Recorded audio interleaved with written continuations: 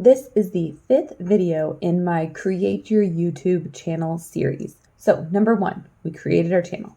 Number 2, we did features, settings, and customization. Number 3, we did banner, profile picture, and watermark. Number 4 was creating our first thumbnail. And now this is number 5, where we are going to upload our first YouTube video. Now, I obviously did not help you make this video, so hopefully you have a video that you are able to upload. So let's jump right into it and get your first video published. We are going to come in and log into your YouTube channel, get into your account. You can be on your channel or in your YouTube studio, and you will hit the create, and then you will hit the upload video up in the top right. Now grab our video. I have it here in this folder. This is the final cut of the video that I want to upload. First, we are actually going to title it. We're going to go in and click Properties. You right click it and go down to Properties. We're going to go into the details and we are going to title it, add tags, and write a comment that is sort of similar to like a description. We are going to want to use some keywords and try to optimize this for SEO purposes. Once you are done with that, we're going to click Apply and then click OK. Now, is this going to help or not? I'm not sure, but it's a quick way that may help with SEO, and I'm willing to take the 30 or so seconds that it takes me to do it. If I remember, there's sometimes where I do forget and I go ahead and publish a video without taking these steps, but if I remember, I go ahead and do it. Now we have that video closed up. We are going to drag that over and just put it right here. Okay, so at this point, you can edit the title. You can also do this later, so don't worry if you're not set on your title yet. Now, I want to point out the description. We worked on this in part 2. Notice how some of it is already filled out for us. We did that in the settings, features, and customization video, part 2. So basically, this much of the description we set to auto-generate. It's going to come up every time. Now, we can go back and alter that, and we will in the future as we get more content and links and playlists that we want to link to. Basically, this way the description is at least mostly filled out or the basic structure is there, and then we just need to go in and add details. We're not starting from scratch every single time. This is a huge time saver. Now, over here, you can see the file name. Now, it does not have to match the title of the video. Basically, it's better than video 1 done. We don't need that title and that file name to match, but if the file name could be optimized, that's what we're going for, and that's what we previously just did. So let's quickly go in and fill out the description a little bit more. Again, you can do this later as well. At the top, I'm just going to write 1 to 5 sentences that are what the video is about. Try to make it sound natural, but also make sure to add keywords. Let's do some hashtags. And in the future, we will come back and add links to other helpful content.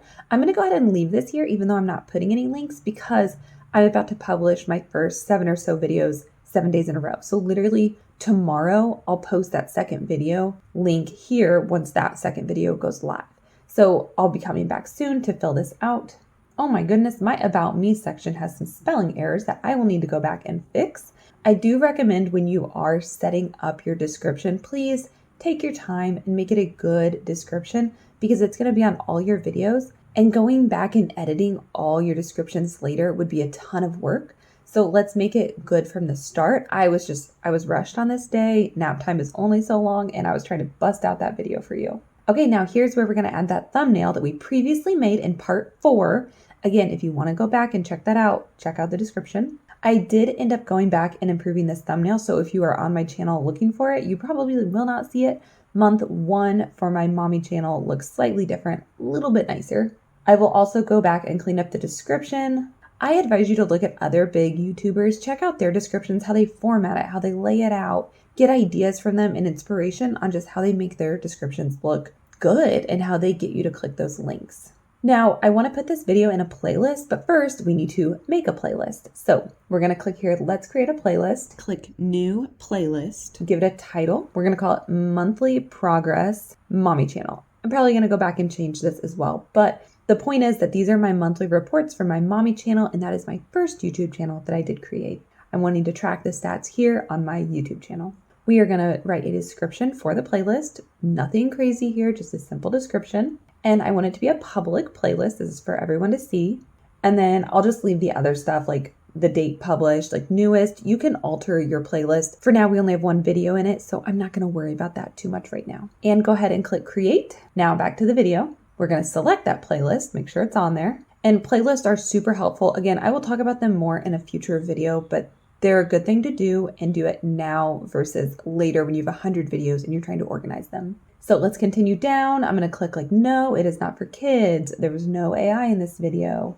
Some of these I just leave the same. Now, I don't like places to come up. I don't think it would be a problem here, but if I ever am out in public, I don't want people to automatically know where I am as far as like providing a location and providing places.